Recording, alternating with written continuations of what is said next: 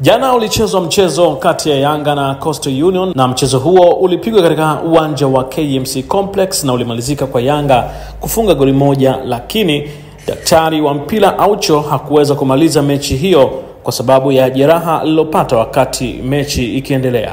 Sasa meneja wa habari na mawasiliano wa klabu ya Yanga Ali Kamwe leo ametoa taarifa kuhusu hali ya Dr. Khalid Aucho na amesema, namnukuu, jana ni kweli alipata majeraha na shauku ya mashabiki ni kutaka kujua hali ya Aucho, aliumia nini na alichoumia kama kitamweka nje kwa muda mrefu, kwa sababu watu wanajua kuna mechi nyingi zinakuja mbele yetu na wanahitaji wachezaji wao wawe fiti. Siku ya leo tukiongozwa na daktari wetu Moses Etut tulikwenda kwenye hospitali ambayo klabu ya Yanga inaitumia kwa ajili ya check-up ya wachezaji wake, na Aucho akafanywa vipimo tofauti na akagundulika amepata majeraha ya sehemu ya nyama za paja, sehemu ya nyuma ndiyo shida ambayo kaipata.